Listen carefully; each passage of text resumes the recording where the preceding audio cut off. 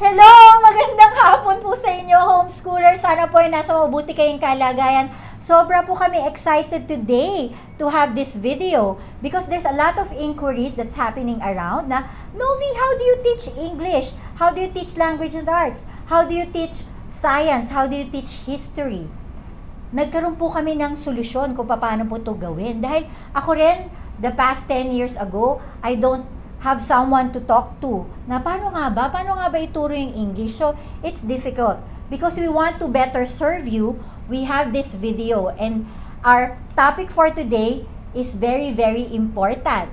And with all these subjects that we're gonna teach in homeschooling, I know it's not that easy, but we're gonna focus on the three R's, which is arithmetic, reading, and writing. But for now, the topic for today is how to teach English without losing your mind. And we have a very, very beautiful friend who has time to really help us and share all her knowledge and wisdom on how to teach it better to your kids without losing your mind. O, diba? Alam nyo, with all this perspective, I just want to tell you na you don't have to be fearful in teaching your kids naman eh. We just have to help one another and be able to really grasp na para bang at least you can see the two of us, homeschoolers, the two perspective on how to teach this. Not only that, before we start, meron lang po tayong disclaimer. It doesn't mean na meron po kami ibibigay na curriculum. It doesn't mean na kailangan nyo pong gawin, ha? Okay, dahil po sa ating guest, siguro it's better that she introduce herself first, okay? Para makilala nyo po siya. Okay? Please excuse my lack of knowledge of Tagalog. Still learning po. Konti lang. So I hope you will forgive me if I use English. My name is Andi Miller, and I belong to Jason Miller, and we came here 6 years ago as missionaries. My husband teaches at Faith Academy, but for some, reason that I'm sure you have the same desire. My desire was to homeschool, and I started homeschooling in Canada, and we moved here with our 5 sons, and I was hoping to continue homeschooling. We tried putting them in school at first, but it just didn't work at that point for our family with their ages and with the move to a new country. So we were able to keep homeschooling, and God has just been very gracious, because we have met so many homeschoolers in this country who have a similar philosophy of education and a mindset as we do with nurturing one's children within the home and being kind of their primary educator as well. So we're very blessed to be here, and I hope I can share a few things from my own life and experiences with many mistakes that will serve you better. Definitely, you're gonna be a great help. I just want to make a history of us, how we met.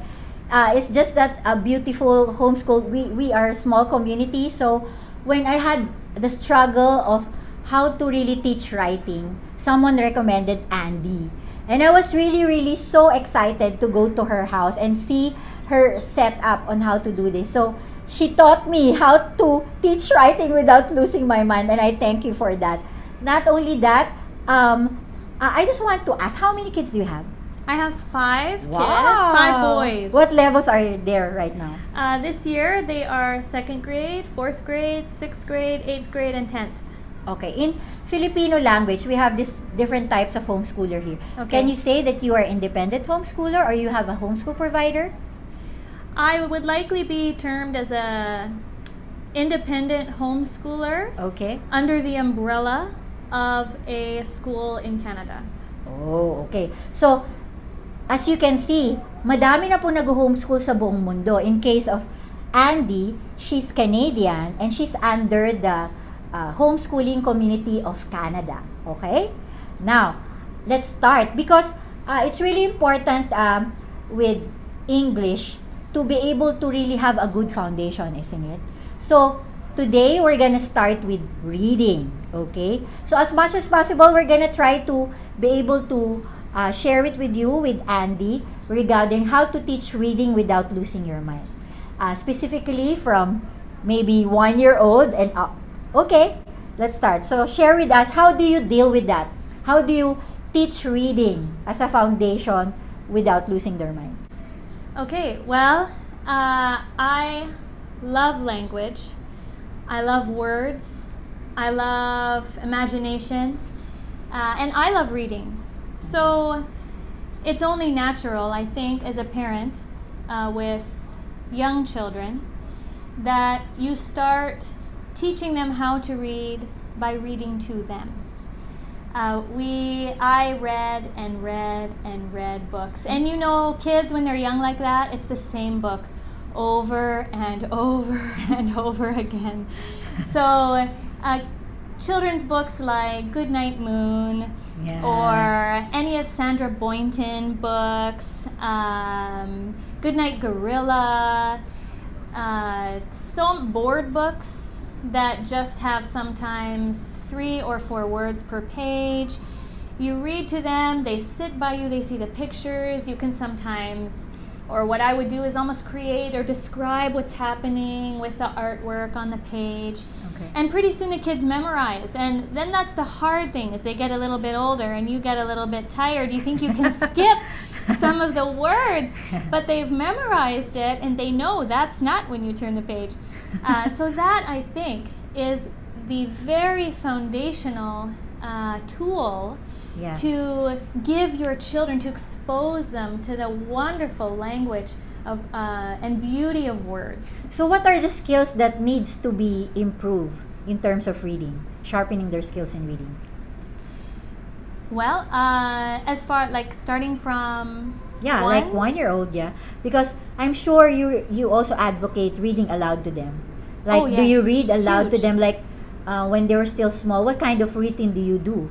Because of all the beginners of homeschool there, they would be able to really see na, oh, this is the routine. Maybe, do I have to read like the whole day, or what kind of routine do you have? Well, every child is different. I had some children that maybe could have the patience for 1 or 2 books, and then they were done. They had to play. My eldest could sit and listen to books all day. And of course, then you only have the patience for a few books, and then you need a break. So I think there's a good balance, and it's good to know your child. I was very blessed to be able to be at home for most of the day. Yes, that's good. To be with my children. And so as a mom, I think you realize more and more that to be a mother, you have to give up a lot of things that you'd like to do for yourself.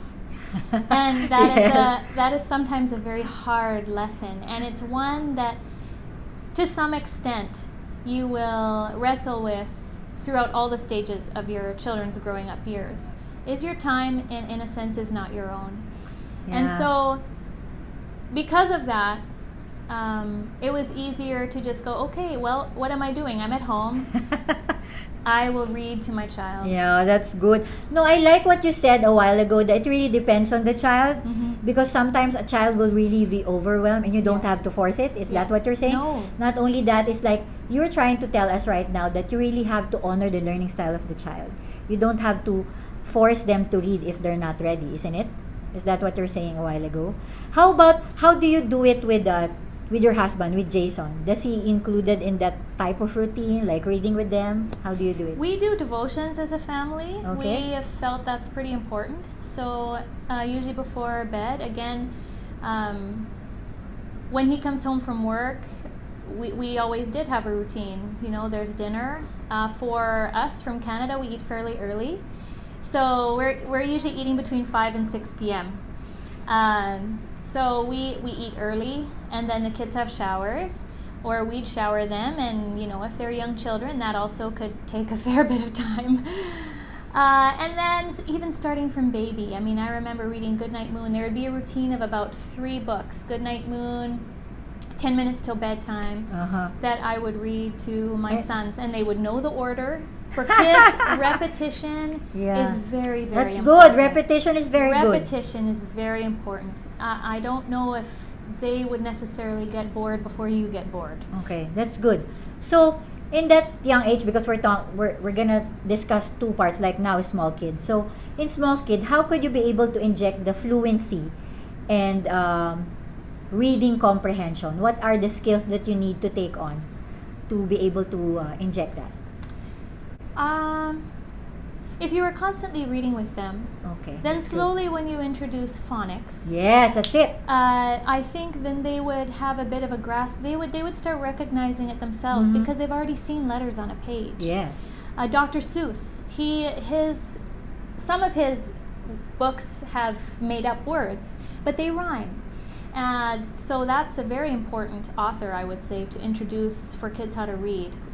Big Ball of Strings, something yeah. that repeats the same vowel over and over and over. First you read to them, you model how it's done, That's good. and then you teach as you read. That's good.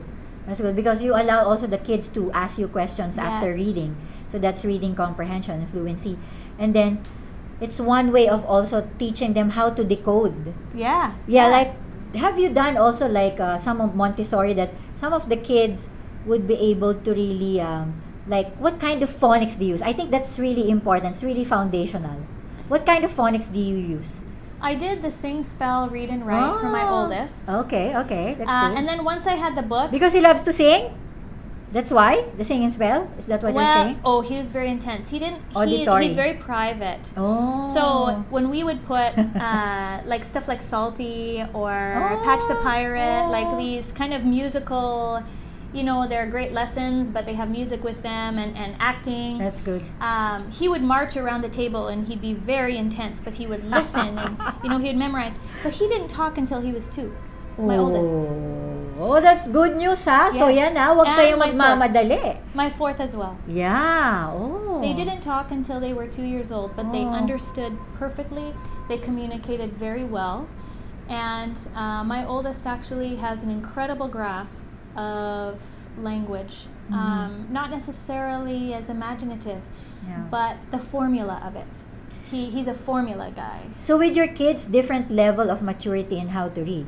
Some are 2 years old. Is that your the highest, or is it some read by 3 or different No. levels? No, Maybe at least 2.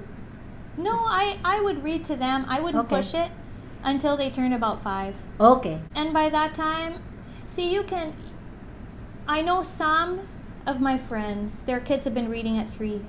But that's the child that was self-motivated to do that. Yeah. I think if the parent is pushing, Yes.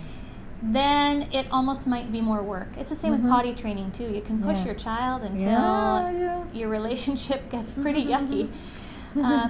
But sometimes if you wait and have patience, they won't suffer for it.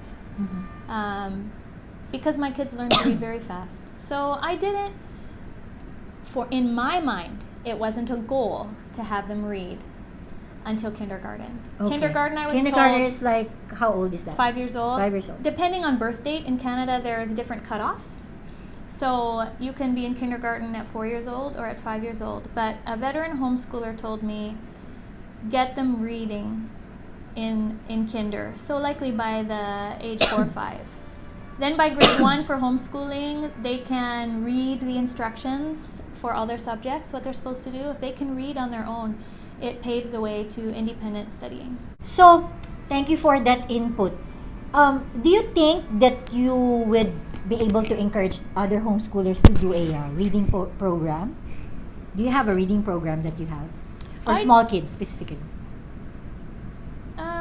I just have books that I've collected that I've read to them, and then I kept the books from Sing, Spell, Read, and Write. Bob books are really good as well. Any that have a lot of repetition of the short vowel What is sounds. Bob books? What is They're that? really small. They're like really square. Is that what you're saying? Bob Jones University? No. No? No. Okay. They're ones that I think you can get them at stores here. In book sale? Yeah. Is that? Okay. Yeah. Bob books, or look for any, like Dr. Seuss books, like things like Carl. Hop on Pop. Oh, hop on. You know, it has the Yeah. short O vowel sound. That's good. Look for books that have a lot of repetition on the short vowel sound. So one specifically with a, and then there's no real magical curriculum necessarily that, Mhm. but what you can find, I know there are used bookstores here where you can get some for a really good Yeah. price. You can even create your own little books. I mean, if they're like a sentence per page, for kids that age, it's just fine. And then you sit and have them read to you and just go, we're going to learn the A sound today. And Mhm. cat sat on mat. And I wouldn't necessarily, with my kids, do a whole different phonics lesson before we read. We just read. And then if it wasn't A, I would say try the long vowel sound. I just sit beside them and say, okay, if it doesn't work with the short vowel sound, try the long vowel sound. And then they would try the long vowel sound, and then that might work. So did you use the curriculum of Sing and Spell with all your kids? The books, yeah. Okay. We'll just explain the Sing and Spell. By whom? By what is that? Who's the author of that one? I think it's just sing, spell, read, and write. I'm not sure. Okay. Actually, it's really popular for all the homeschoolers. I also used it. And it's very beneficial, specifically when we're trying to tell you a while ago about the learning style of the child. If your kids loves to sing, and you just relax, even though they're playing around, they can still listen to those different types of phonics in their head. It's a very good option for an auditory type of a learner. How about if they're not auditory, if they don't like that? Can you recommend something that Likely they could be BJU and Becca, they have a Oh. lot of flashcards. They're very Okay. paper-based. BJU is Bob Jones University. Yes. Okay. So, to inject on that, do you don't have a reading program, so you are more likely to honor the pace of your child. Is that what you're saying? The learning style, specifically with the small kids. No. No, okay. I would say I am naturally an overachiever and a bit more of a pusher. So, Okay. you know, my oldest was happy to oblige because he also pushes himself a lot. But I have learned to relax a little bit and realize, I'm sure if you read Novi's book, a lot of what she said generated with me as well. You know, you want your child to succeed in every single subject and to be the best. And the balance is keeping that mindset and yet still paying attention to where your child is at, and you don't want to harm your relationship with your child. Yeah, Every year we that's would good. reevaluate, and I told my husband, especially as your kids get older, if you see my relationship with one of the kids That's start becoming wrecked, usually because of my goals for them, then my husband was to let me know. So Okay. then either I would have to change something and adjust, or we would just reevaluate what was good. So that That's includes good. reading. Yeah. So that's for the small kids. Now we're going to the big kids. So how do you teach still reading? Maybe you'll be able to lay the foundation of love for reading, isn't it? So when they grow up, like big kids, like grade 5 and up, how does reading looks like to you? Outside of school time and on their breaks, I let them read kind of whatever. We have a fairly extensive library because I've always loved books as well. And those are some of the hardest things to get rid of in my house. Are books. Yeah. Books that are particular to the school year, and like history and literature and reading. I don't let them read ahead. Oh, yeah, they're- that's good. I've always stressed, if you start something, you need to finish it. Yeah, Because that's good. one of my children would start about 10 books and likely never get through them. So I had to be fairly firm and just go, you'll never... What do you mean 10 books? He doesn't finish it? Oh, you know, he'll just move from one and then forget and leave it lying around because he wants to be so involved in everything else. You know, wow. he's actually my natural born leader. But to sit down and to finish something and to learn the gift of just discipline and finishing a task is also very important for a leader. Yeah. So I don't let them read ahead. which kind of builds a little bit of suspense, because there are some books that are part of school curriculum that are really good. There are some series that I have not allowed in our home and allowed them to read. Yeah. Partly because the language is just, I know they won't get much aside from something silly from the book. And I want to build their character also, even at a young age, where they read truth and where there's That's good. where there's stories of real people. That's good. So I'm pretty particular actually about what they read for the For early example, when years. they go to the library or in a bookstore, how do you teach them on how to choose the right books for them? Well, part of it is I read a lot, and Okay. so I kind of know. So you read the books that they read. Is that what you're Yes, saying? I do. Okay, I read the remember books- that. I read the books before they read them. Oh, remember that. That's really a good technique. Or I you go read on first Amazon the book. Yeah. and I read the reviews. Ah, yes, yes. There are a That's lot good. of tools online. You don't have to purchase necessarily. Christianbook.com. Mhm. Also, if they're just because they have 5 stars and are on the New York Times bestseller list does not necessarily make it a profitable book at certain ages for your child. That's good. That's really So classics are important. I like them reading biographies and autobiographies of men and women like world changers, and kind of that were very instrumental good. Yes. in their time Something in to history. convey the difference in the history. Because kids need absolutes, and I like to put that even in reading. There are rules for reading, there are rules for math, I there are love rules that. in science. That's good. And we have a little bit of a trend now is just to let the kid decide what they want, or abstract. Just let them do something, and they'll develop the absolute on their own. It doesn't happen that way.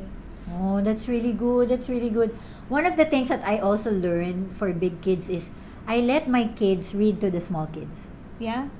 It's also a good relationship, and it creates that kind of harmony for them, and it's really heartwarming when I see your kids reading to their siblings, Yeah. isn't it? That's how we create. That's the beauty of homeschooling. So to end this reading, what is your last instructions or statement about reading? If you want them to love reading, then you read as well. We That's still read aloud to our children in the evenings for devotions. We just finished a book called The Body by Chuck Colson, and it was a little bit over the head of our youngest ones, but we process with them and we talk about it. Okay. Now we're reading missionary stories from Persia in Iran Mhm. that kind of coincides with what we're teaching in history. We read one about the Russian Revolution and the last moments of the Tsar.